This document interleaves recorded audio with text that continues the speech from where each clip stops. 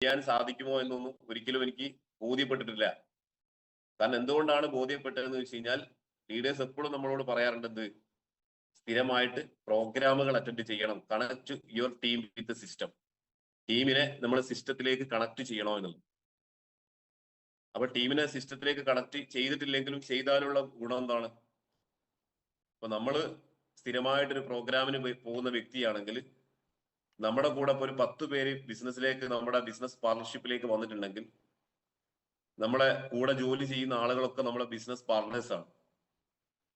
ഒരിക്കലും നമ്മളെ ജോലിക്കാരോ അല്ലെങ്കിൽ പിന്നെ എന്താണ് നമ്മളെ കൂടെ മുതൽ മുടക്കില്ലാതെ നമ്മളെ ബിസിനസ് പാർട്ട്നേഴ്സ് ആയിട്ട് വന്നതാണ്. അപ്പൊ അങ്ങനെ വന്ന ആളുകളെ നമ്മൾ സിസ്റ്റവുമായിട്ട് കണക്ട് ചെയ്തിട്ടില്ലെങ്കിൽ, നമ്മൾ സ്ഥിരമായിട്ട് പ്രോഗ്രാമിൽ പങ്കെടുക്കുന്നുണ്ട്, നമ്മളെ കൂടെയുള്ള ആളുകൾ പ്രോഗ്രാമിൽ പങ്കെടുക്കുന്നില്ലെങ്കിൽ എന്താ സംഭവിക്കുക? നമ്മളെ കൂടെ 10 പേര് വരുന്നുണ്ടാവും, അവസാനം വരുന്ന 10 പേര് വരുമ്പോഴേക്ക് ആദ്യത്തെ 10 പേര് നമ്മളെ കൂടെ ഉണ്ടാവില്ല. ഇങ്ങനെ എന്താണ് ആളുകൾ വരുന്നുണ്ടാവും, പക്ഷെ കൂടെ വരുന്ന ആളുകൾ ഒന്നും ഇല്ല മെയിൻറ്റെയിൻ ചെയ്യാൻ പറ്റാതെ പോകാനുള്ള കാരണം എന്താണ്? സിസ്റ്റവുമായിട്ട് കണക്ട് ചെയ്യാത്തത് കൊണ്ടാണ്. അപ്പൊ നമ്മൾ എവിടെ പ്രോഗ്രാം ഉണ്ടെങ്കിലും, എവിടെ മീറ്റിംഗ് ഉണ്ടെങ്കിലും, എവിടെ GTS ഉണ്ടെങ്കിലും അവിടേക്കൊക്കെ നമ്മുടെ കൂടെ ജോയിൻ ചെയ്ത ആളുകളെയും കൂടി കണക്ട് ചെയ്ത് കഴിഞ്ഞാൽ, ഈ സിസ്റ്റത്തിൽ കണക്ട് ചെയ്ത് കഴിഞ്ഞാൽ എന്ത് ചെയ്യും? ഈ ഒരു ടീമിനെ നമുക്ക് വലിയ രീതിയിൽ ഡെവലപ്പ് ചെയ്തെടുക്കാൻ സാധിക്കും. അപ്പൊ തീർച്ചയായിട്ടും പ്രോഗ്രാം എന്ന് പറയുന്നത്, സിസ്റ്റം എന്ന് പറയുന്നത് വളരെ ഇമ്പോർട്ടന്റ് ആയിട്ടുള്ള ഒരു കാര്യമാണ്. അപ്പൊ ഇങ്ങനെ മനസ്സിലാക്കി കൂടെ വന്ന ആളുകളെ ചെറിയ രീതിയിൽ പഠിപ്പിക്കാനും, അല്ലെങ്കിൽ നമ്മളെ കൂടെ വന്ന ആളുകളെ മനസ്സിലാക്കി കൊടുക്കാനും, ഈ ഒരു ബിസിനസിന്റെ പ്രാധാന്യം മനസ്സിലാക്കി കൊടുക്കാനും ചെയ്ത സമയത്ത് ചെറിയ ചെറിയ വോളിയങ്ങൾ കയറി, അല്ലെങ്കിൽ ചെറിയ ചെറിയ കാര്യങ്ങൾ നടന്നിട്ടാണ് എന്ത് ചെയ്തിട്ടുള്ളത്? ഇന്ന് റീജിയണൽ ടീം കോർഡിനേറ്റർ ആയിട്ട് മാറിയിട്ടുള്ളത്. അപ്പൊ തീർച്ചയായിട്ടും എല്ലാ ആളുകളും ഈ ഒരു ബിസിനസ്സിൽ എങ്ങനെയാണ് ചെയ്യേണ്ടത്? ഡയറക്ട് സെല്ലിംഗ് ഇൻഡസ്ട്രി അല്ലെങ്കിൽ ട്രഡീഷണൽ ബിസിനസ് തമ്മിലുള്ള വ്യത്യാസം നമുക്ക് എല്ലാവർക്കും അറിയാം. ട്രഡീഷണൽ ബിസിനസ് എന്ന് പറയുന്നത് എന്താണ്? ഇടനിലക്കാരിലും പരസ്യക്കാരിലുമാണ് എന്ത് ചെയ്യുന്നത്? ഏതാണ്ട് ഒരു 60% പോകുന്നത് നമുക്കറിയാം, എല്ലാ GTSലും നമ്മൾ കേൾക്കുന്നതാണ്.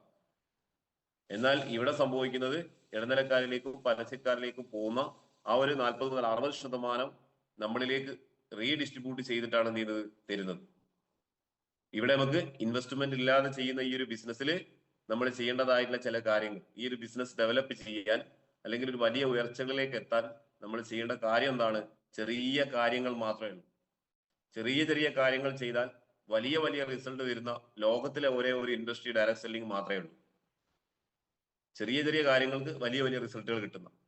എന്താണ് ചെറിയ ചെറിയ കാര്യങ്ങൾ എന്ന് ചോദിച്ചു കഴിഞ്ഞാൽ, വളരെ ഇമ്പോർട്ടന്റ് ആയിട്ടുള്ള ഒരു കാര്യമാണ് ലിസ്റ്റ് മേക്കിംഗ് എന്ന് പറയുന്നത്. നമുക്ക് എല്ലാവർക്കും അറിയാവുന്നതും നമ്മളെ ലീഡേഴ്സ് ഒക്കെ പറഞ്ഞുകൊണ്ടിരിക്കുന്നതുമാണ്. നമ്മുടെ കയ്യിൽ ലിസ്റ്റ് ഉണ്ടെങ്കിൽ മാത്രമേ 2 രീതിയിൽ നമുക്ക് ലിസ്റ്റ് ഉണ്ടാക്കാൻ സാധിക്കും. ഒന്ന്, നമുക്ക് ഫ്രണ്ട്സ് ടെക്നിക്കിൽ ലിസ്റ്റ് ഉണ്ടാക്കാം. എന്താണ് ഫ്രണ്ട്സ് ടെക്നിക്ക് എന്ന് പറഞ്ഞാൽ? ഫ്രണ്ട്സ് ടെക്നിക്കിൽ ലിസ്റ്റ് ഉണ്ടാക്കുന്ന സമയത്ത് നമ്മളെ ടീമിൽ എല്ലാ കാറ്റഗറി ആളുകളും ഉണ്ടാവും, അല്ലെങ്കിൽ ഒരു വിഭാഗം ആളുകൾ. ഇപ്പൊ പ്രായമുള്ള ഒരാളാണ് നമ്മളെ കൂടെ ജോയിൻ ചെയ്യുന്നതെങ്കിൽ ആ പ്രായമുള്ള കാറ്റഗറിയെ നമ്മളെ കൂടെ ഉണ്ടാവും. ഇപ്പൊ ലേഡീസ് ആണെങ്കിൽ ലേഡീസ് മാത്രമേ നമ്മളെ കൂടെ ഉണ്ടാവും. അപ്പോൾ ഈ ഒരു ഫ്രണ്ട്സ് ടെക്നിക്കിൽ നമ്മൾ ലിസ്റ്റ് ഉണ്ടാക്കാൻ പഠിപ്പിച്ചാൽ എന്താ അതിന്റെ ഗുണം? എല്ലാ കാറ്റഗറിയിലും എന്ത് ചെയ്യും? ഇപ്പൊ ഫ്രണ്ട്സ് എന്ന് പറയുന്ന വാക്കിന്റെ ഓരോ ലെറ്റർ നമ്മൾ എടുത്ത് പരിശോധിച്ചാൽ ഫസ്റ്റിലത്തെ അക്ഷരം F ആണ്. അപ്പൊ ഫ്രണ്ട്സ് എന്ന് പറയുന്ന ആളുകൾ ഒരു 30 പേരുടെ ലിസ്റ്റ് നമ്മൾ ഉണ്ടാക്കുക. രണ്ടാമത്തത് R ആണ്. R എന്ന് പറഞ്ഞാൽ റിലേറ്റീവ്സ്, ഒരു 30 പേരുടെ ലിസ്റ്റ് ഉണ്ടാക്കുക. മൂന്നാമത്തെ അക്ഷരം I ആണ്. I എന്ന് പറഞ്ഞാൽ ഇൻസ്റ്റിറ്റ്യൂഷൻസ്, കൂടെ പഠിച്ച ആളുകൾ അല്ലെങ്കിൽ കൂടെ ജോലി ചെയ്യുന്ന ആളുകൾ, ഒരു 30 പേരുടെ ലിസ്റ്റ് ഉണ്ടാക്കുക. അടുത്ത അക്ഷരം E ആണ്. E എന്ന് പറഞ്ഞാൽ എക്സ്പേർട്സ്, ഒരു പ്രൊഫഷണൽ ആയിട്ടുള്ള അല്ലെങ്കിൽ റിട്ടയർഡ് ആയ ഇൻഷുറൻസ് മേഖലയിലോ അല്ലെങ്കിൽ ഗവൺമെന്റ് ജോലിയിൽ നിന്നൊക്കെ റിട്ടയർഡ് ആയ ആളുകൾ, വീട്ടിൽ വെറുതെ ഇരിക്കുന്ന ആളുകളൊക്കെ ഉണ്ടാവും. ഇവരൊക്കെ സെലക്ട് ചെയ്തിട്ട് ഒരു 30 പേരുടെ ലിസ്റ്റ് ഉണ്ടാക്കുക. അടുത്ത N എന്ന് പറഞ്ഞാൽ നൈബേഴ്സ് ആണ്. ഒരു 30 പേരുടെ ലിസ്റ്റ് നൈബേഴ്സിൽ ഉണ്ടാക്കുക. അടുത്തത് D ആണ്. D എന്ന് പറഞ്ഞാൽ ഡ്രീമേഴ്സ്, സ്വപ്നമുള്ള ആളുകൾ, അതായത് യൂത്ത് എന്നാണ് ഉദ്ദേശിക്കുന്നത്, യുവാക്കൾ. ഒരു 18 വയസ്സിന്റെ 25 വയസ്സിന്റെ ഇടയിലുള്ള ഒരു 30 പേര്. അടുത്തത് S ആണ്. S എന്ന് പറഞ്ഞാൽ സ്ട്രേഞ്ചേഴ്സ്, അപരിചിതര്. നമ്മള് കല്യാണ വീട്ടിന്നോ അല്ലെങ്കിൽ മരണ വീട്ടിന്നോ അല്ലെങ്കിൽ യാത്ര ചെയ്യുന്ന സമയത്ത് ബസ്സിന്നോ ട്രെയിനിന്നോ ഒക്കെ പരിചയപ്പെടുന്ന ആളുകൾ. നമ്മൾ എപ്പോഴും ചിന്തിക്കേണ്ടത് സ്ട്രേഞ്ചേഴ്സ് ആയ ആളുകൾ നമുക്ക് എത്ര സെയിൽസ് തരും നമുക്ക് പ്രെഡിക്റ്റ് ചെയ്യാൻ പറ്റില്ല. അപരിചിതര ഏറ്റവും കൂടുതൽ നമ്മൾ ഫോക്കസ് ചെയ്ത് കഴിഞ്ഞാൽ അപരിചിതരിലൂടെയാണ് നമുക്ക് ഏറ്റവും കൂടുതൽ ടേൺ ഓവർ കിട്ടുന്നത്. അപ്പൊ കഴിഞ്ഞ ദിവസം ഞാനൊരു പേഴ്സണൽ ലിസ്റ്റ് ഉണ്ടാക്കി. ഒരു 2 മാസമായിട്ടേ ഉള്ളൂ. Personal list. കാരണം എല്ലാവരോടും നമ്മൾ ടീമിൽ ലിസ്റ്റ് ഉണ്ടാക്കാൻ പറയുമ്പോൾ നമ്മളും ലിസ്റ്റ് ഉണ്ടാക്കണ്ടേ. അപ്പൊ ഇങ്ങനെ ഒരു ലിസ്റ്റ് ഞാൻ ഉണ്ടാക്കിയ സമയത്ത് വെറുതെ ഇങ്ങനെ കോണ്ടാക്ട് എടുത്ത് ഫോണിൽ പരിശോധിച്ച് ഇങ്ങനെ എഴുതി പോയി. അതിലൊരു വ്യക്തി നസീറ എന്ന് പറയുന്ന, എവിടുന്ന് പരിചയപ്പെട്ടാവെന്ന് എനിക്ക് അറിയില്ല. എവിടുന്നോ ആരപ്പോ കൂടെ വർക്കിന് പോയ സമയത്ത് എവിടുന്നോ പരിചയപ്പെട്ട സമയത്ത് സേവ് ചെയ്തതായിരിക്കും നമ്പർ. അപ്പൊ ഈ നമ്പറിൽ ഞാൻ ഒന്ന് വിളിച്ചു. കുറെ ആൾക്കാരെ ലിസ്റ്റ് എഴുതിയപ്പോ ഇങ്ങനെ നസീറ മലപ്പുറമാണ്. അപ്പൊ ഞാനിങ്ങനെ വിളിച്ച സമയത്ത് ആ വ്യക്തി, നസീറ എന്ന് പറഞ്ഞ വ്യക്തി, ഒരുപാട് കമ്പനികളിൽ പൈസ പോയിട്ട് നെഗറ്റീവായിട്ട് ഇരിക്കുന്ന ഒരു വ്യക്തിയാണ്. എന്ത് പറഞ്ഞാലും അങ്ങോട്ട് യേശൂല, കാരണം ഒരുപാട് പണം പോയിട്ടുണ്ട്. അപ്പൊ ഞാൻ ഇതിനെ പറ്റി പറഞ്ഞപ്പോൾ എന്നോട് പറഞ്ഞ്, അങ്ങനത്തെ ഒരു കാര്യം എന്നോട് പറയണ്ട. ആരാ നിങ്ങൾക്ക് നമ്പർ തന്നത്? എന്തിനെന്നെ വിളിച്ചത്? ആര് പറഞ്ഞിട്ടാ വിളിച്ചത്? എന്റെ നമ്പർ നിങ്ങൾക്ക് എവിടെ നിന്ന് കിട്ടിയെന്നൊക്കെ എന്നോട് ചോദിച്ചു. അപ്പൊ ഞാൻ അധികമായിട്ടൊന്നും പറഞ്ഞില്ല. ചെറിയ രീതിയിൽ ഇങ്ങനെ മയത്തിലൊക്കെ കാര്യങ്ങൾ സംസാരിച്ച് ആ സമയത്ത് ഞാൻ ഫോൺ വെച്ച് ഇനി വിളിക്കരുത് എന്നൊക്കെ പറഞ്ഞു. പിന്നീട് ഞാൻ വീണ്ടും ഈ ഫോളോ അപ്പിന്റെ പ്രാധാന്യമാണ് ഞാൻ പറയുന്നത്. അപ്പൊ വീണ്ടും ഞാൻ വിളിച്ച് അങ്ങനെ ഒരുപാട്, എന്റെ അഭിപ്രായത്തിൽ ഒരു മാസത്തിലൊക്കെ അധികം എന്ത് ചെയ്തിട്ടുണ്ട്, ഞാൻ ഫോളോ അപ്പ് ചെയ്തിട്ടുണ്ട്. അങ്ങനെ വിളിച്ച് അവസാനം എന്റെ സൂര്യക്കേടോട് എന്ത് ചെയ്തു, ID അടിക്കാനുള്ള ഡീറ്റെയിൽസ് അയച്ചു തന്നു. ആ സമയത്ത് എന്നോട് പറഞ്ഞെന്താ, ഞാനൊന്നും ചെയ്യൂല, അങ്ങനെ നിർബന്ധിക്കുന്നത് കൊണ്ടാണ് എന്ത് ചെയ്യുന്നത്, ഞാൻ ഇത് തന്നിട്ടുള്ളത്, വേറൊന്നും എന്നോട് പറയരുത് എന്ന് പറഞ്ഞു. അപ്പൊ ഞാൻ ആ ഡീറ്റെയിൽസ് തന്നൊക്കെ ഞാനൊന്നും പറയുന്നില്ല എന്ന് പറഞ്ഞു. അപ്പൊ ഞാൻ ID അടിച്ചു. ID അടിച്ചതിന് ശേഷം പിന്നെ ഒരു 2 ദിവസം കഴിഞ്ഞതിന് ശേഷം ഞാൻ എല്ലാം ഒന്നുകൂടി വിളിച്ചു. പേടിയുണ്ട് വിളിക്കാൻ, എന്നാലും ഒന്നും കൂടി വിളിച്ച് ഞാൻ പറഞ്ഞു, മേഡം നിങ്ങളൊന്നും ചെയ്യണ്ട, എനിക്ക് കുറച്ച് കോണ്ടാക്ട് തന്നാൽ മതി, ചെറിയ 1-2 കോണ്ടാക്ട് തന്നാൽ മതി എന്ന് പറഞ്ഞു. അങ്ങനെയാണെങ്കിൽ പിന്നെ 1-2 ആൾക്കാരുടെ പേര് ഞാൻ പറഞ്ഞുതരാന്ന് പറഞ്ഞു. അങ്ങനെ അവളെ കൂടെ നേരത്തെ അവൾ ചെയ്ത ബിസിനസ്സിലെ കൂടെ അവളെ കൂടെ ചെയ്തിട്ടുള്ള 1-2 ആൾക്കാരെ നമ്പറേക്ക് തന്നു. ആ നമ്പറിൽ ഞാൻ വിളിച്ച സമയത്തും ഏതാണ്ട് ഇതേ രീതിയിൽ തന്നെയാണ് അവർ എന്നോടും പറയുന്നത്. അതിലൊരു ലേഡി ഉണ്ട്. ലേഡിനോട് ഞാൻ അവസാനം പറഞ്ഞു, മേഡം നിങ്ങൾ എന്തെങ്കിലും ചെയ്യുന്നുണ്ടോ, എന്താണ് ജോലി ചെയ്യുന്നതെന്ന് ചോദിച്ചപ്പോൾ എന്നോട് പറഞ്ഞു, ഞാൻ തൊഴിലുറപ്പിലാണെന്ന് പറഞ്ഞു. അപ്പൊ തൊഴിലുറപ്പിലാണെന്ന് പറഞ്ഞപ്പോൾ ഞാൻ പറഞ്ഞു, മേഡം വേറെ ഒന്നും നിങ്ങൾ ചെയ്യണ്ട, തൊഴിലുറപ്പിലേക്ക് ഒരു ക്ലാസ് വെച്ച് തന്നൂടെ, വേറൊന്നും നിങ്ങൾ ചെയ്യണ്ടെന്ന് പറഞ്ഞു. ഓക്കെ, അങ്ങനെയാണെങ്കിൽ നിങ്ങൾ വരുന്ന പിന്നെ ഒരു ബുധനാഴ്ച വന്നാല് തൊഴിലുറപ്പിൽ നിങ്ങൾക്ക് സംസാരിക്കാന്ന് പറഞ്ഞു. അങ്ങനെ തൊഴിലുറപ്പ് പോയിട്ട് സംസാരിച്ച് ഞാൻ ഇവിടുന്ന് ചെയ്തു, എന്റെ ബാഗിൽ കുറച്ച് പ്രൊഡക്റ്റ് ഒക്കെ എടുത്ത് പോയി. അവിടെ പോയിട്ട് തൊഴിലുറപ്പിൽ ക്ലാസ് എടുത്തു, ആരോഗ്യ ഹെൽത്ത് സെമിനാർ എടുത്ത് ഏതാണ്ട് ഒരു 5500 രൂപന്റെ പ്രൊഡക്റ്റ് അവിടെ ചെലവായി. ആ സമയത്ത് എന്താ സംഭവിച്ചെന്നറിയോ, അവിടെ ഈ പറഞ്ഞ ലേഡിക്ക് ഭയങ്കര പോസിറ്റീവ് ആകുകയും ഇങ്ങനെ പ്രൊഡക്റ്റ് ഒക്കെ ചെലവാകുമെങ്കിൽ ഇതൊരു ചെയ്യാൻ പറ്റുന്ന ഒരു മേഖലയാണെന്ന് അവർക്ക് ബോധ്യപ്പെട്ട് അവൾ എന്റെ കൂടെ ID അടിച്ച്, നിങ്ങൾ മനസ്സിലാക്കേണ്ടത് ഇന്ന് വെറും 2 മാസം കൊണ്ട് 3.5 ലക്ഷം രൂപന്റെ സെയിൽസ് നടന്ന് വന്നത് എന്നുള്ളതാണ്. 2 മാസം കൊണ്ട് 3.5 ലക്ഷം രൂപയുടെ സെയിൽസ് ആണ് വന്നത് എന്നുള്ളതാണ്. ഇതെന്റെ ഒരു പേഴ്സണൽ എക്സ്പീരിയൻസ് ആണ്, ടീമിലൂടെ ഉള്ളതല്ല.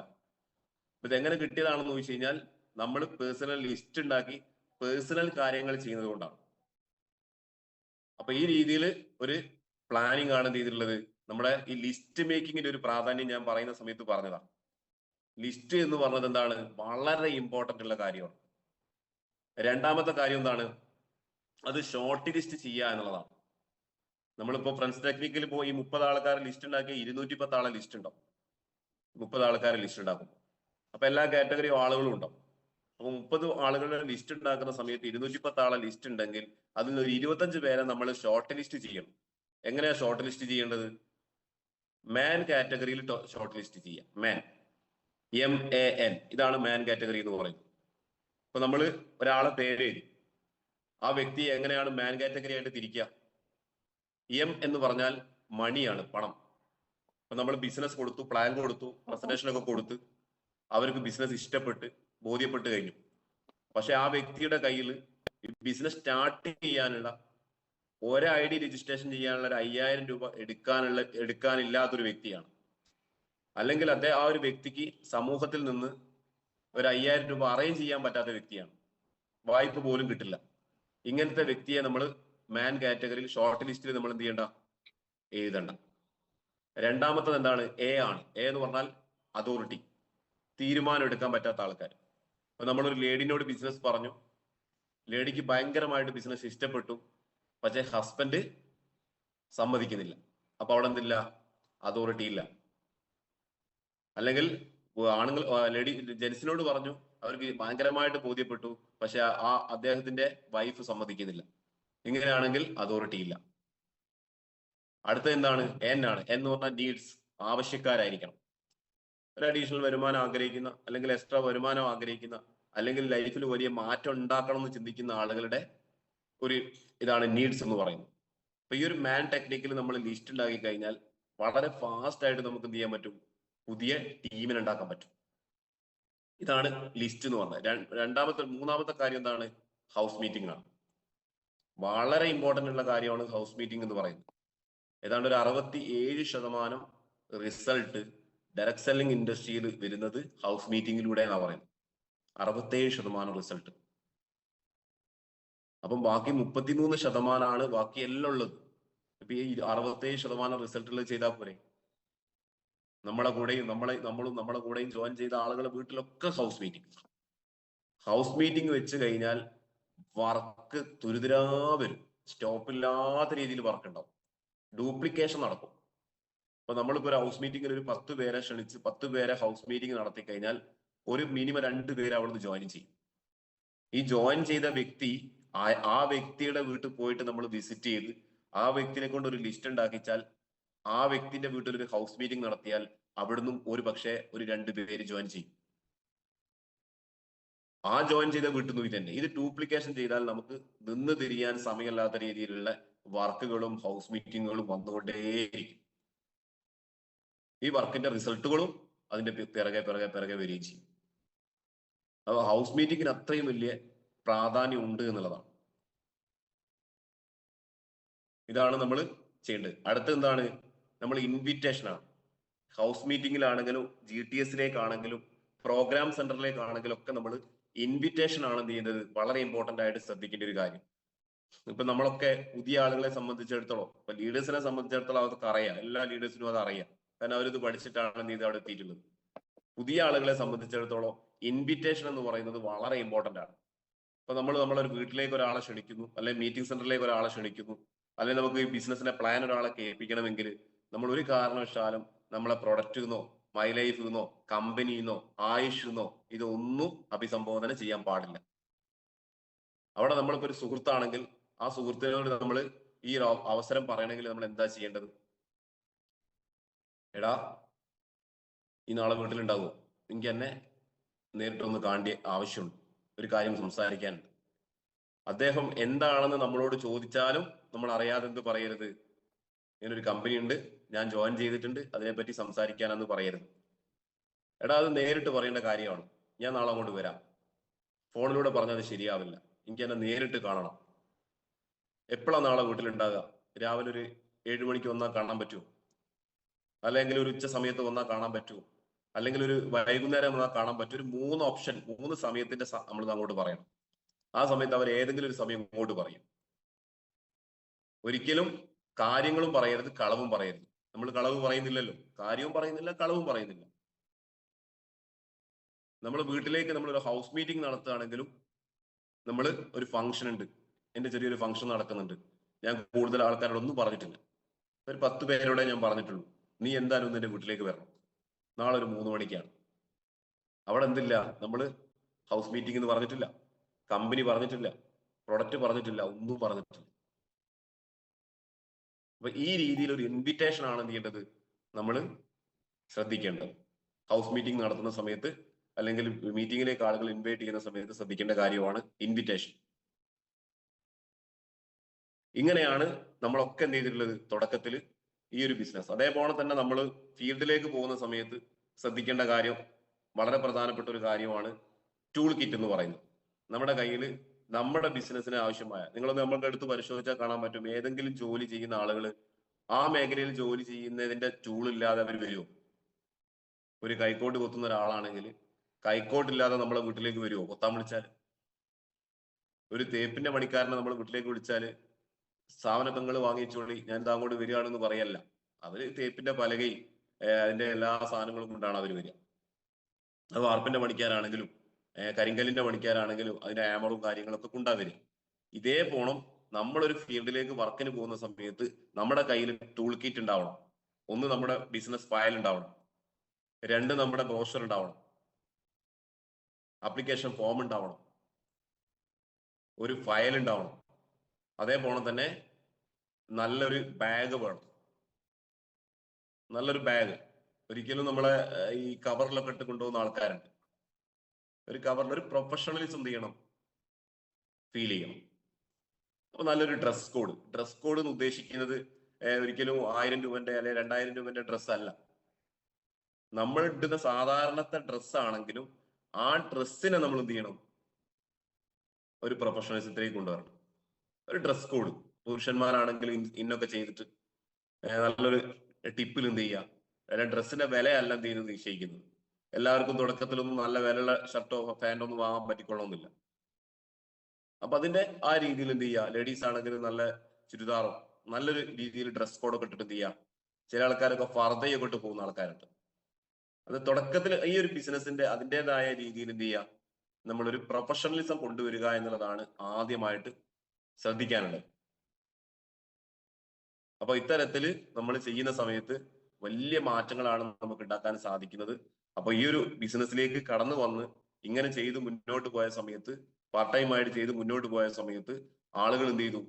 പ്രൊഡക്റ്റുകൾ വീണ്ടും വീണ്ടും വീണ്ടും ആവശ്യപ്പെടുകയും ഉൽപ്പന്നം എടുത്ത് സ്റ്റാർട്ട് ചെയ്ത് ബിസിനസ് ഒന്ന് സീരിയസ് ആയിട്ട് ചെയ്യണം എന്ന് വിചാരിച്ച് അങ്ങനെ ചെയ്യാൻ തുടങ്ങി. അപ്പൊ ആരോട് പറഞ്ഞിട്ടും ആരും എന്ത് ചെയ്യുന്നില്ല? തുടക്കത്തിലൊന്നും നമ്മുടെ കൂടെ വരുന്നില്ല. അപ്പൊ ഞാൻ സ്ഥിരമായിട്ട് എന്ത് ചെയ്യും? GTS പങ്കെടുക്കും. സ്ഥിരമായിട്ട് GTS പോകും. അത് ആളുണ്ടെങ്കിൽ പോകും, ഇല്ലെങ്കിലും പോകും. അങ്ങനെ ഒരു ശീലം ഉണ്ടാക്കി. അപ്പൊ സ്ഥിരമായിട്ട് എന്നോട് പലരും ചോദിച്ചിട്ടുണ്ട്, ശരിക്കും നിന്റെ വൈഫ് സ്റ്റേറ്റ് ടീം കോർഡിനേറ്റർ ഒക്കെ. പക്ഷെ അന്ന് അവളും എന്നോട് ചോദിച്ചിട്ടുണ്ട്, ഇത് നീ എന്തെങ്കിലും തകരാറുണ്ടോ?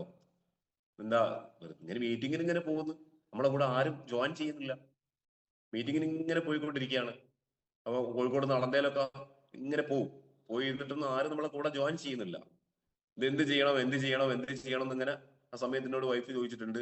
നിങ്ങൾ ആ ബേക്കറിയിൽ എങ്ങാൻ പോയി നിന്നോളി, വെറുതെ അവിടെ നിന്ന് കിട്ടുന്ന ഒരു 600 രൂപയും കൂടി നഷ്ടപ്പെടുത്തണ്ട, ഇത് വെറുതെ ഇങ്ങനെ പോവാന്നല്ലാണ്ട് ഒരു കാര്യമില്ല എന്നൊക്കെ എന്നോട് പറഞ്ഞിട്ടുണ്ട്. അങ്ങനെ പോയി ഞാനത് എന്ത് ചെയ്തു? വിട്ടുകൊടുക്കാൻ തയ്യാറായിട്ടില്ല. അപ്പൊ നമ്മൾ സിസ്റ്റത്തിന്റെ പ്രാധാന്യം പറയുന്നത്. സ്ഥിരമായിട്ട് പോകാൻ തുടങ്ങിയ സമയത്ത് ആണ് നമ്മുടെ കൂടെ ഘട്ടമായിട്ട് ആളുകൾ കടന്നു വരാൻ തുടങ്ങിയത്. ഇന്ന് ഇവിടുന്ന് തുടങ്ങിയ ബിസിനസ്, അല്ലെങ്കിൽ ബേക്കറിയും വീടും മാത്രം ബന്ധമുള്ള മറ്റൊരു സ്ഥലത്തും ഒരാളുകൾ പോയിട്ടും ഒരു പരിചയവും അല്ലെങ്കിൽ ഒരു ബന്ധവും ഇല്ലാത്ത, ഇന്ന് ഏതാണ്ട് തിരുവനന്തപുരം, കാസർഗോഡ്, വയനാട്, മലപ്പുറം, ഗോവ ഇങ്ങനെയുള്ള ഒരുപാട് സ്ഥലങ്ങളിലേക്ക് എന്ത് ചെയ്തു? ഈ ബിസിനസിന്റെ ഡിസ്ട്രിബ്യൂഷൻഷിപ്പ് കൊടുത്തു എന്നുള്ളതാണ്. അപ്പൊ അവിടെ നിന്നൊക്കെ ചെറിയ ചെറിയ ചെറിയ സെയിൽസുകളാണ് നിന്റെ റീജിയണൽ ടീം കോർഡിനേറ്റർ എന്ന് പറഞ്ഞ റാങ്ക്. ഏതാണ്ട് 2.5 കോടിക്ക് അടുത്ത് എന്ത് ചെയ്തു? കച്ചവടം നടന്നു കഴിഞ്ഞു. ഇതൊക്കെ എന്താണ്? ഈ ഒരു പേസ്റ്റും ഒരു ഹെയർ ഓയിലും ഒരു ഷാമ്പും ഇങ്ങനെയുള്ള ആളുകൾ വാങ്ങുകയും വിൽക്കുകയും പല ജില്ലയിലും നടക്കാൻ തുടങ്ങിയ സമയത്താണ് ഈ ഒരു ബിസിനസ് വോളിയം കയറിയിട്ടുള്ളത്. അപ്പൊ ഞാൻ നേരത്തെ പറഞ്ഞു, ഇതൊക്കെ നടക്കുന്നത് ഈ ഒരു തരത്തിലുള്ള ലിസ്റ്റ് നമ്മുടെ കയ്യിലുള്ളത് കൊണ്ടാണ്. അപ്പൊ ആ രീതിയിൽ ബിസിനസ് ചെയ്ത് മുന്നോട്ട് പോയി ചെയ്ത സമയത്ത് നമ്മളെ കളിയാക്കാനും അല്ലെങ്കിൽ കുറ്റപ്പെടുത്താനും ഒരുപാട് ആൾക്കാർ നമ്മുടെ സമൂഹത്തിലും നമ്മുടെ ഫാമിലിയിലും നമ്മുടെ അയൽവാസികളിലും ഒക്കെ ഉണ്ടാവും. എല്ലാവർക്കും ഉണ്ടാവും. ചില ആൾക്കാർ ഞാൻ പറയുമ്പോൾ പറയും, ചില ആൾക്കാർ പറയുന്നത്, സാറേ ഇത് ഇവിടെ ഒന്നും അത് നിങ്ങൾ അങ്ങോട്ടൊക്കെ പറ്റും, ഇവിടേക്കൊന്നും ഇത് ശരിയാവൂല, എല്ലായിടത്തും കണക്കാ തുടക്കത്തില്, നിങ്ങൾ അങ്ങോട്ടൊക്കെ അത് പറ്റുള്ളൂ, നമ്മളങ്ങോട്ട് അങ്ങനത്തെ ആൾക്കാരല്ല, നമ്മളെ ഏരിയയിൽക്കൊന്നും അത് പറ്റൂല, അതൊന്നും ആരും വാങ്ങുകയില്ല, ആരും എല്ലാ ഏരിയയിലും കണക്കാം. തുടങ്ങുന്ന സമയത്ത് ഏരിയ ഏതാണെങ്കിലും കണക്കാം, പക്ഷെ നമ്മൾ അതിലേക്ക് കണക്ട് ചെയ്യുന്നതാണ്, അങ്ങനെ കണക്ട് ചെയ്ത് കൊണ്ടുവരുന്നതാണ്. അപ്പൊ ആ രീതിയിലാണ് എന്ത് ചെയ്തിട്ടുള്ളത്? നമ്മൾ തുടക്കത്തിൽ പറയുന്ന സമയത്ത് ആളുകൾ നെഗറ്റീവ് പഠിപ്പിക്കും, അല്ലെങ്കിൽ പല തരത്തിലുള്ള കാര്യങ്ങളും നമ്മളോട് എന്ത് ചെയ്യും? പറയും. ചില ആൾക്കാർ നമ്മളോട് പറയും ഞാനൊക്കെ അത് എത്രയോ കണ്ടതാണ്, ചില ആൾക്കാർ പറയും ഞാൻ മൈ ലൈഫ് ചെയ്തതാണ്, 3 കൊല്ലമൊക്കെ ചെയ്ത് ഡിക്കൊന്നും കിട്ടിയില്ല എന്നൊക്കെ പറയുന്നവരുണ്ടാവും. അവരെന്താ ചെയ്തെന്നുള്ളത് അവർ പറയില്ല, അവർ ചെയ്ത കാര്യം അവർ പറയൂല. മൈ ലൈഫ് ഞാൻ ചെയ്തിട്ടുണ്ടെന്നേ പറയും. അവര് ചിലപ്പോൾ പ്രൊഡക്റ്റ് എടുത്ത് കട്ടിലിന്റെ ചോട്ട് കൊണ്ടുപോയി വെച്ചിട്ടുണ്ടാവും, അല്ലെങ്കിൽ ലീഡേഴ്സ് പറഞ്ഞ കാര്യങ്ങൾ ഒന്നും ചെയ്തിട്ടുണ്ടാവില്ല, ഒരു കാര്യം ചെയ്തിട്ടുണ്ടാവില്ല. വെറുതെ ഞാനും ബിസിനസ്സിലുണ്ടോ എന്ന് ചോദിച്ചാൽ ബിസിനസ്സിലുണ്ട് എന്ന് പറഞ്ഞ ഐഡിയ അടിച്ച് ഇങ്ങനെ ഇരിക്കുന്ന ആൾക്കാരുണ്ട്. ഒന്നും ചെയ്യാതെ ഒന്നും കിട്ടുന്ന ഒരു മേഖലയല്ല MI ലൈഫ് സ്റ്റൈൽ മാർക്കറ്റിംഗ്. ഞാൻ നേരത്തെ പറഞ്ഞു, ചെറിയ കാര്യത്തിലൂടെ വലിയ റിസൾട്ട് ഉണ്ടാക്കാൻ സാധിക്കുന്ന ഒരു മേഖലയാണ് MI ലൈഫ് സ്റ്റൈൽ മാർക്കറ്റിംഗ്. ഞാൻ പറഞ്ഞു, എപ്പോഴും പറയാറുണ്ട്, നമ്മളിപ്പോ മാസം 1 ലക്ഷം വരുമാനം വേണം. നമുക്ക് ഒരു മാസം നമുക്ക് 1 ലക്ഷം രൂപ വരുമാനം വേണം. ഈ 1 ലക്ഷം വരുമാനം കിട്ടണമെങ്കിൽ നമ്മൾ അതിന് ആപ്റ്റ് ആണോ എന്നുള്ളത് നമ്മൾ ആദ്യം പരിശോധിക്കണ്ടേ. 1 ലക്ഷം വരുമാനം നമുക്ക് വേണമെന്ന് ആഗ്രഹിക്കുന്നുണ്ട്. 1 ലക്ഷം വരുമാനത്തിന് നമ്മൾ എന്താ ചെയ്യേണ്ടത്? പലർക്കും എന്താണ്, ബിസിനസ്സിൽ ജോയിൻ ചെയ്ത് പിറ്റേന്ന് തന്നെ പൈസ കിട്ടണം, പിറ്റേന്ന് തന്നെ പൈസ കിട്ടാൻ തുടങ്ങണം. ഇവിടെ നമ്മൾ ചെയ്യേണ്ട പണി ചെയ്താലേ എന്ത് ചെയ്യും, നമുക്ക് വരുമാനം കിട്ടും. അപ്പൊ നമ്മളെ സംബന്ധിച്ചിടത്തോളം നമുക്ക് നമ്മളെ ബ്രാഞ്ച് 1ലും ബ്രാഞ്ച് 2ലും 10 ആക്റ്റീവ് ഡിസ്ട്രിബ്യൂട്ടർ നമ്മളെ കൂടെ ഉണ്ടെങ്കിൽ ഒരു മാസം 1 ലക്ഷം വരുമാനത്തിലേക്ക് എത്തിക്കുക എന്ന് പറഞ്ഞാൽ പോസിബിൾ ആണ്. 2,10,000 ഒന്നും പിന്നെ 1 ലക്ഷം വരുമാനം കിട്ടിയാൽ പിന്നെ പണി പഠിപ്പിക്കണ്ടല്ലോ. 1 ലക്ഷം വരുമാനം വാങ്ങുന്ന ആളുകൾക്ക് 2,10,000 പണി അറിയാലോ, അത് നമ്മൾ പഠിപ്പിക്കേണ്ട ആവശ്യം വരുന്നില്ലല്ലോ. അപ്പൊ നമ്മളിവിടെ 1 ലക്ഷം വരുമാനം ഉണ്ടാക്കാനാണ് പഠിപ്പിക്കാൻ പോകുന്നത്. ഇപ്പൊ നമുക്കൊരു ഓർഗനൈസേഷനിലൊക്കെ നമ്മൾ മിഷൻ 1 lakh എന്ന് പറഞ്ഞ പ്രൊജക്റ്റും 1 lakh വരുമാനത്തിന്റെ പ്ലാനിങ്ങും കാര്യങ്ങളൊക്കെ ആണ് ചെയ്യുന്നത്, നമ്മൾ ചെയ്യാറുള്ളത്.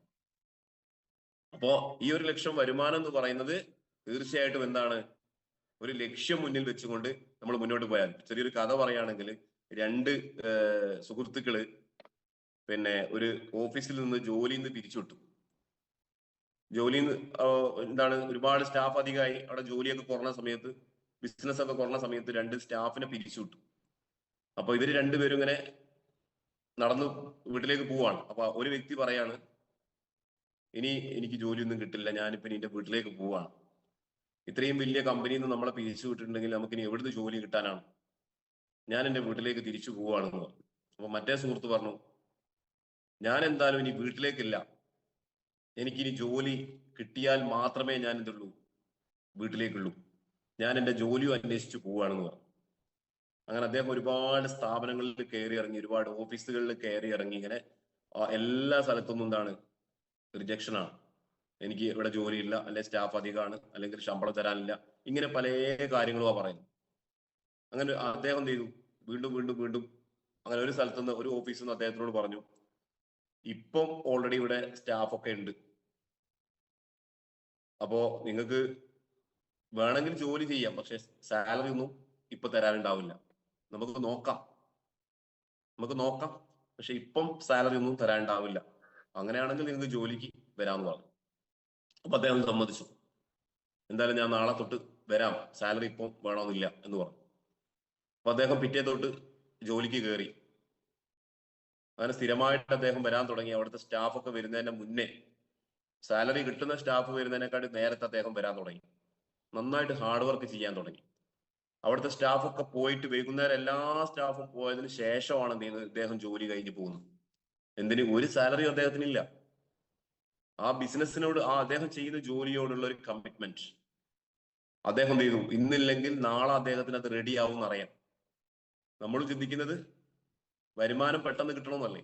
അദ്ദേഹം വരുമാനം അല്ല ആഗ്രഹിച്ചത്, അദ്ദേഹം ജോലി സ്ഥിരമായിട്ട് ചെയ്യാൻ തുടങ്ങി, അതിന്റെ റിസൾട്ട് അദ്ദേഹത്തിന് വരും എന്നറിയായിരുന്നു. അങ്ങനെ സ്ഥിരമായിട്ട് ചെയ്യാൻ തുടങ്ങിയ സമയത്ത് അദ്ദേഹത്തിനെക്കാട്ടി ഒരുപാട് സീനിയേഴ്സ് ആയിട്ടുള്ള ആളുകൾ അവിടെ ഉണ്ട്. ആ ഒരു മാനേജർ പോസ്റ്റിൽ, മാനേജർ പോയി കഴിഞ്ഞാൽ ആ മാനേജർ പോസ്റ്റിലേക്ക് വരേണ്ടിയ ഒരുപാട് ആൾക്കാരുണ്ട്. ഇദ്ദേഹം അവിടെ ജോലിക്ക് കയറിയിട്ടേ ഉള്ളൂ. അങ്ങനെ സ്ഥിരമായിട്ട് അദ്ദേഹം സാലറി ഒന്നുമില്ലാതെ ഇങ്ങനെ ചെയ്ത് മുന്നോട്ട് പോയി. എല്ലാ സ്റ്റാഫും വരുന്നതിന് മുന്നേ വരിക, എല്ലാ സ്റ്റാഫും പോയി കഴിഞ്ഞതിന് ശേഷം അവസാനം പോവുക. ഇങ്ങനെ ചെയ്ത സമയത്ത് ഒരു 5-6 മാസം കഴിഞ്ഞ സമയത്ത് അവിടുത്തെ 1 ലക്ഷം വരുമാനമുള്ള മാനേജർ, അവിടുത്തെ മെയിൻ ആള് എന്ത് ചെയ്തു, അവിടുന്ന് മാറി വേറെ സ്ഥലത്തേക്ക് പോയി. ആ പോയ സമയത്ത് ആ ഒരു സ്ഥാനത്തേക്ക് ഈ വ്യക്തിനെ നിയമിച്ചു. സീനിയേഴ്സ് ആയിട്ടുള്ള ഒരുപാട് ആൾക്കാരുണ്ട്. പക്ഷെ ഇദ്ദേഹത്തിന്റെ ആത്മാർത്ഥതയും ഇദ്ദേഹത്തിന് അതിനോടുള്ള കമ്മിറ്റ്മെന്റും, അദ്ദേഹം ആത്മാർത്ഥമായിട്ട് സാലറി പോലും ഇല്ലാതെ, 1 രൂപ പോലും കിട്ടാത്ത സമയത്തും ഇദ്ദേഹം ഇത്രയും ആത്മാർത്ഥമായിട്ട് ജോലി ചെയ്യുന്നുണ്ടെങ്കിൽ അദ്ദേഹത്തിന് സാലറി കൊടുത്താൽ എങ്ങനെ അദ്ദേഹം ബിസിനസ് ചെയ്യുമെന്ന് അവർ ചിന്തിച്ചു. ആ 1 ലക്ഷം വരുമാനമുള്ള ആ മാനേജർ പോസ്റ്റ് ഇദ്ദേഹത്തിന് കിട്ടി. എന്തായിരിക്കും അത് കിട്ടാനുള്ള കാരണം? അല്ലെങ്കിൽ ആർക്കാ കിട്ടേണ്ടത്? അതിനെക്കാട്ടും സീനിയേഴ്സ് ആയിട്ടുള്ള ആളുകൾ അവിടെ ഉണ്ട്. അപ്പോ ഇത് എന്താണ്, നമ്മൾ ആദ്യം വരുമാനം ആഗ്രഹിക്കാതെ, ആദ്യം സാലറി ആഗ്രഹിക്കാതെ ജോലി ചെയ്തത് കൊണ്ടാണ്. ഇവിടെ നമ്മളും ചെയ്യേണ്ടത് എന്താണ്? ആദ്യം വരുമാനമല്ല നമ്മൾ ആഗ്രഹിക്കേണ്ടത്, ആദ്യം നമ്മൾ വർക്കാണ് നമ്മൾ കാണിക്കേണ്ടത്. വർക്ക് എടുത്താൽ റിസൾട്ട് വരും. വർക്ക് എടുത്തു കഴിഞ്ഞാൽ റിസൾട്ട് വരും എന്നുള്ളതാണ്. അപ്പൊ എന്തായാലും ഈ ഒരു വരുമാനം ആഗ്രഹിക്കാതെ നമ്മൾ എപ്പോഴും നമ്മുടെ എൻ ഗ്രാഫ് മുന്നിൽ കണ്ടുകൊണ്ട് പ്രവർത്തിച്ചു കഴിഞ്ഞാൽ വളരെ സിമ്പിൾ ആയിട്ട് നമുക്ക് ബിസിനസ്സിൽ ഗ്രോത്ത് ഉണ്ടാക്കാൻ സാധിക്കും. എൻ ഗ്രാഫ് എന്ന് പറയുന്ന ആ ഒരു സംഭവമുണ്ട്. എപ്പോഴും നമ്മൾ എന്ത് ചെയ്യുക, അതിലൂടെ ആ റൂട്ടിലൂടെ അത് ചിന്തിച്ചുകൊണ്ട് ജോലി എടുക്കുക. വരുമാനം ആര് തരും? വരുമാനം കമ്പനി തരും. റിസൾട്ടുകൾ കിട്ടിക്കോളും. പക്ഷെ നമ്മൾ ആദ്യം റിസൾട്ട് പ്രതീക്ഷിക്കരുതെന്ന് മാത്രം. തുടക്കത്തിൽ നമ്മൾ ഏറ്റവും കൂടുതൽ നമ്മൾ ഇമ്പോർട്ടന്റ് ആയിട്ട് ശ്രദ്ധിക്കേണ്ട കാര്യം എന്ന് പറഞ്ഞാൽ 4R ആണ്. 4R. ഒന്നാമത്തെ R എന്താണ്? റീറ്റെയിലിംഗ് ആണ്. റീറ്റെയിലിംഗ് ഏത് റാങ്കിലും നമ്മൾ അതിന് പ്രാധാന്യം കൊടുക്കേണ്ടതാണ്. റീറ്റെയിലിംഗ് എന്ന് പറയുന്നത് കാരണം ഒന്ന് മൊണോപ്പൊളി പ്രൊഡക്റ്റ് ആണ്, റീപർച്ചേസിംഗ് നടക്കുന്ന പ്രൊഡക്റ്റ് ആണ്, വാങ്ങിയ ആളുകൾ വീണ്ടും വീണ്ടും വീണ്ടും വാങ്ങുന്ന ഉൽപ്പന്നമാണ്. റീറ്റെയിൽ പ്രോഫിറ്റും ഉണ്ട്, നല്ല റീറ്റെയിൽ പ്രോഫിറ്റും ഉണ്ട്. നമ്മൾ ഒരുപാട് കമ്പനിയുടെ പ്രൊഡക്റ്റ് എടുത്ത് കമ്പയർ ചെയ്ത് നോക്കുന്ന സമയത്ത് നമ്മളെ പ്രൊഡക്റ്റിന് നല്ല റീറ്റെയിൽ പ്രോഫിറ്റ് ഉണ്ട്. കാരണം നല്ല ക്വാളിറ്റി പ്രൊഡക്റ്റും അല്ലേ, ബ്രാൻഡ് പ്രൊഡക്റ്റ് അല്ലേ, റീറ്റെയിൽ പ്രോഫിറ്റും നമുക്ക് നന്നായിട്ടുണ്ട്. അപ്പൊ റീറ്റെയിലിങ്ങിന് നമ്മളൊരു പ്രാധാന്യം കൊടുക്കുക. റീറ്റെയിലിംഗ് നന്നായിട്ട് ചെയ്താൽ മാത്രമേ റീപർച്ചേസ് ചെയ്യാൻ സാധിക്കൂ. രണ്ടാമത്തെ R റീപർച്ചേസ്. ചില ആളുകൾ റീറ്റെയിലിംഗ് ചെയ്യും, റീപർച്ചേസ് ചെയ്യൂല. റീറ്റെയിലിംഗ് ചെയ്യും, റീപർച്ചേസ് ചെയ്യൂല. ഒരു 50,000 രൂപന്റെ ഹോം ഷോപ്പ് എടുത്ത ഒരു വ്യക്തിയാണെങ്കിൽ റീറ്റെയിലിംഗ് എങ്ങനെ ചെയ്യുന്നുണ്ടാവും, അവസാനം അദ്ദേഹത്തിന്റെ കയ്യിൽ പ്രൊഡക്റ്റ് തീർന്നിട്ടുണ്ടാവും, പൈസയും കാണൂല, പൈസയും ഉണ്ടാവില്ല, പ്രൊഡക്റ്റും ഉണ്ടാവില്ല. എന്നിട്ട് കുറ്റം ആർക്കാ? മൈലേഷ്യൽ കമ്പനിക്ക് അല്ലെ ലീഡേഴ്സിന്. ബിസിനസ് ചെയ്തിട്ട് നഷ്ടമായി പോയി, ഞാൻ 50,000 ലോൺ എടുത്തതായാലും അതിക്ക് അടിക്കാൻ പറ്റിയിട്ടില്ല, ഇങ്ങനെയൊക്കെയുള്ള കാര്യങ്ങൾ. ഈ പ്രൊഡക്റ്റ് കയ്യിലുണ്ടാവില്ല, തീർന്നിട്ടുണ്ടാവും, പൈസയും തീർന്നിട്ടുണ്ടാവും. എന്തുകൊണ്ടായിരിക്കും അങ്ങനെ സംഭവിക്കാനുള്ള കാരണം? എന്തായിരിക്കും അതിന്റെ കാരണം? അതിന്റെ കാരണം എന്ന് പറഞ്ഞാൽ നമ്മൾ പ്രൊഡക്റ്റ് വിൽക്കുന്ന സമയത്ത് MRP DP എന്നൊരു സംഭവമുണ്ട്. പ്രൊഡക്റ്റ് വിൽക്കുന്ന സമയത്ത് അതിന്റെ ഒരു പ്രോഫിറ്റ്, ഇപ്പൊ ഒരു പേസ്റ്റ് ആണ് നമ്മൾ വിൽക്കുന്നതെങ്കിൽ 143 രൂപ നമ്മളതല്ല, 51 രൂപ നമ്മളതാണ്. പലതും 143, 194 നമ്മൾ തന്നെ. പലർക്കും അങ്ങനെയാണ്. ഒരു പേസ്റ്റ് വിറ്റാൽ 194 വിറ്റ് കഴിഞ്ഞാൽ അതൊക്കെ നമ്മളതാണ്.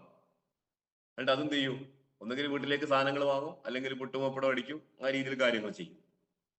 ഇങ്ങനെ നമ്മളൊരു ഹോം ഷോപ്പ് എടുത്ത് കച്ചവടം ചെയ്താൽ അവസാനം സംഭവിക്കുന്ന ഇതാണ്. എന്നാൽ ഒരു ബിസിനസ്സുകാര് ചെയ്യുന്നത് പോലെ, ഒരു ബിസിനസ്സുകാർ എന്താ ചെയ്യുക? ഇപ്പൊ ഞാൻ ബേക്കറിയിൽ ജോലി ചെയ്താന്ന് പറഞ്ഞു.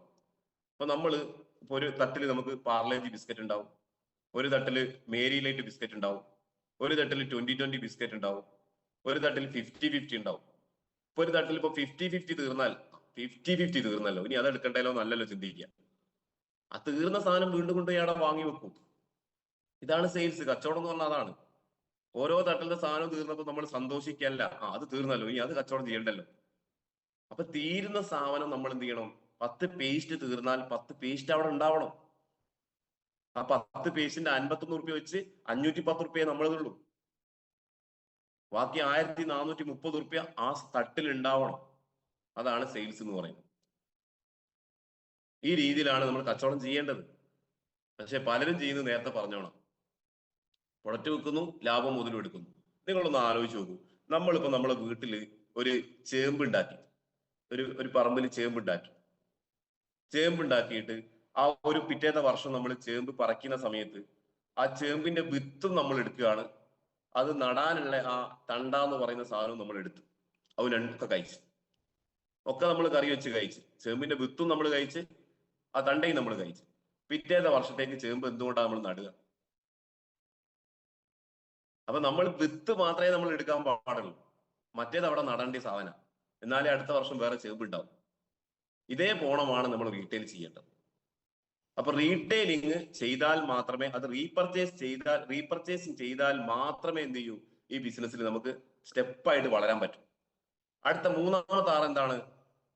റിക്രൂട്ട്മെന്റ് ആണ്. റിക്രൂട്ട്മെന്റ് എന്ന് പറഞ്ഞു കഴിഞ്ഞാൽ ഈ പറഞ്ഞ റീറ്റെയിലിങ്ങും റീപർച്ചേസിങ്ങും റിക്രൂട്ട്മെന്റുമായിട്ട് കണക്റ്റഡാണ്. റീപർച്ചേസിങ് ചെയ്താലേ അല്ലെ റീറ്റെയിലിംഗ് ചെയ്താലേ റിക്രൂട്ട്മെന്റ് കിട്ടും. മൂന്നാമത്തെ ആൾ റിക്രൂട്ട്മെന്റ്. അപ്പൊ നമ്മൾ റീറ്റെയിലിംഗ് ചെയ്യുന്ന ആളുകളെ മെയിൻറ്റെയിൻ ചെയ്താൽ, ഫോളോ അപ്പ് ചെയ്താൽ, പ്രൊഡക്റ്റ് കൊടുത്ത ആളുകളെ ഫോളോ അപ്പ് ചെയ്താൽ അത് നമുക്ക് റിക്രൂട്ട്മെന്റ് ആയിട്ട് കിട്ടും. ഇപ്പൊ ഒരാൾക്ക് നമ്മളൊരു പേസ്റ്റ് കൊടുത്തു. ഒരു പേസ്റ്റ് കൊടുത്താൽ ചില ആൾക്കാർ ചെയ്യുന്ന 51 റുപ്യ ലാഭവും വാങ്ങി പോലെ അങ്ങ് ആ ബൈക്ക് പിന്നെ ഒരു പോയിട്ടുണ്ടാവില്ല. ആ ബൈക്ക് വേറൊരാൾ പോയിട്ട് എന്ത് ചെയ്യും? മൂപ്പര ഐഡിയ അടിച്ച് പോവുകയും ചെയ്യും. അങ്ങനെ ഒരുപാട് ആളുകൾക്ക് ഇന്നുണ്ട്. അപ്പൊ നമ്മളിപ്പോ ഒരു പേസ്റ്റ് കൊടുത്താൽ അത് നമ്മളെ ഒരു പേസ്റ്റ് അല്ല എന്ന് ചിന്തിക്കണം. അത് 1 ലക്ഷം പേസ്റ്റും ചിലപ്പോൾ 50 ലക്ഷം പേസ്റ്റും ഒക്കെ അയക്കും ഒരു പേസ്റ്റ് എന്ന് പറഞ്ഞ സാധനം. അപ്പൊ ആ വ്യക്തിനെ നമ്മൾ എന്ത് ചെയ്യണം? നമ്മുടെ ലിസ്റ്റിൽ ഉണ്ടാവണം. ഇന്നാൾക്ക് മുഹമ്മദ് ഒരു പേസ്റ്റ് കൊടുത്തു, അയാളെ ഫോൺ നമ്പർ, കസ്റ്റമർ ഡാറ്റ, ഇങ്ങനെ കൊടുത്ത ഓരോ ആളുടെയും ഡാറ്റ നമ്മളെ കയ്യിലുണ്ട്. അവരെ ഫോളോ അപ്പ് ചെയ്താൽ എന്ത് ചെയ്യും? ആ കസ്റ്റമറെ നമുക്ക് ഡിസ്ട്രിബ്യൂട്ടർ ആയിട്ട് മാറ്റാൻ പറ്റും. നിങ്ങൾ ആലോചിച്ച് നോക്കി, എന്റെ ലീഡറുടെ ഒരു കസ്റ്റമറാണ് ഞാൻ. തുടക്കത്തിൽ വുമൺ കമ്പാനിയൻ വൈഫിന് വാങ്ങിക്കൊടുത്ത ഒരു കസ്റ്റമറാണ്. ഒരു 300 ചില്ലാൻ റുപ്യ വുമൺ കമ്പാനിയൻ ബിസിനസ് ചെയ്യാൻ വന്നല്ലോ ഞാൻ. വുമൺ കമ്പാനിയെ വാങ്ങിക്കൊടുത്ത സമയത്ത് എന്റെ ലീഡർ ഒരു കസ്റ്റമറാണ് ഞാൻ. എന്നെ ഫോളോ അപ്പ് ചെയ്തത് കൊണ്ട് ഇന്ന് 2.5 കോടിന്റെ ബിസിനസ് മൂപ്പർക്ക് കിട്ടിയല്ലേ. ഇതാണ് ബിസിനസ്. അപ്പൊ കസ്റ്റമർ ആണ് ഡിസ്ട്രിബ്യൂട്ടർ ആവുന്നത്. അപ്പൊ കൊടുത്ത ആളുകളെ നമ്മൾ ഈ ലിസ്റ്റ് ഉണ്ടാക്കിയിട്ട് കസ്റ്റമർ ഡാറ്റ മെയിൻറ്റെയിൻ ചെയ്ത് കഴിഞ്ഞാൽ നമുക്ക് ഈ കസ്റ്റമർ ഒക്കെ നമുക്ക് ഡിസ്ട്രിബ്യൂട്ടർ ആക്കാൻ പറ്റും. അതാണ് റീറ്റെയിലിങ്ങും റിക്രൂട്ട്മെന്റും ആയിട്ടുള്ള കണക്റ്റഡ് എന്ന് പറഞ്ഞ സാധനം. അടുത്ത 4ാമത്തെ ആറാണ് റീടെൻഷൻ എന്ന് പറയുന്നത്. റീറ്റെയിനിങ്, നിലനിർത്തുക. ആളുകള് ബിസിനസ്സിലേക്ക് നമ്മളെ കൂടെ ചിലപ്പോൾ നമ്മളെ ബന്ധുക്കളോ സുഹൃത്തുക്കളോ നമ്മളൊരു കാര്യം പറഞ്ഞാൽ ചിലപ്പോൾ 5000 രൂപ അല്ലെ 10,000 രൂപ എടുത്ത് തന്ന് നമ്മളെ കൂടെ ജോയിൻ ചെയ്യുന്നുണ്ടാവും. ഇങ്ങനെ ഒരുപാട് ആൾക്കാർ നമ്മളെ കൂടെ ജോയിൻ ചെയ്തിട്ടുണ്ടാവും. പക്ഷെ ഇവരെ മെയിൻറ്റെയിൻ ചെയ്യുക എന്നുള്ളൊരു സംഭവമുണ്ട്, നിലനിർത്തുക. അല്ലെങ്കിൽ നേരത്തെ പറഞ്ഞോണ്ട് എന്ത് ചെയ്യും? ആദ്യത്തെ വരുന്ന 10 ആള് പിന്നെ 10 ആള് വരുമ്പോൾ ആദ്യത്തെ 10 ആള് കൂടെ ഉണ്ടാവില്ല.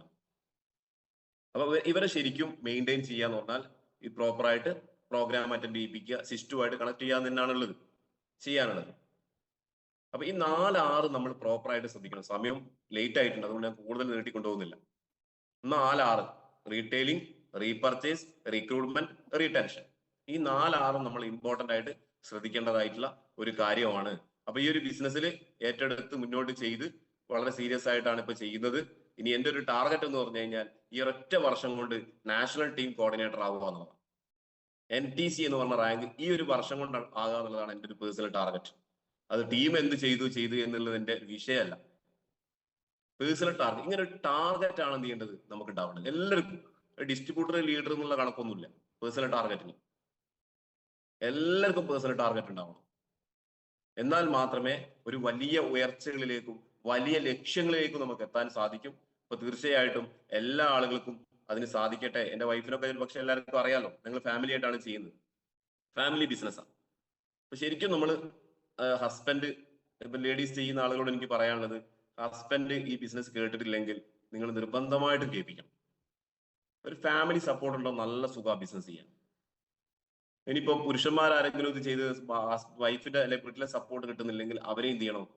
മീറ്റിങ്ങിനൊക്കെ കൊണ്ടുപോയി ഇരുത്തിയിട്ടൊന്ന് ബോധ്യപ്പെടുത്തി കൊടുക്കും. അങ്ങനെ ഫാമിലി ബിസിനസ് ആയിട്ട് ചെയ്യാൻ പറ്റുന്ന ഒരു മേഖലയാണ് ഇത്. അപ്പൊ അങ്ങനെ ചെയ്ത് മുന്നോട്ട് പോയിക്കൊണ്ടിരിക്കുകയാണ്. അപ്പൊ തീർച്ചയായിട്ടും എല്ലാ ആളുകൾക്കും ഈ ഒരു ബിസിനസ്സിലൂടെ വലിയ മാറ്റങ്ങളും വലിയ നേട്ടങ്ങളും ഉണ്ടാക്കാൻ സാധിക്കട്ടെ. ഇപ്പോ അയ്യൂബ് സാറൊക്കെ എന്താണ് നല്ല എക്സ്പീരിയൻസ് ഉള്ള ഒരു ലീഡർ.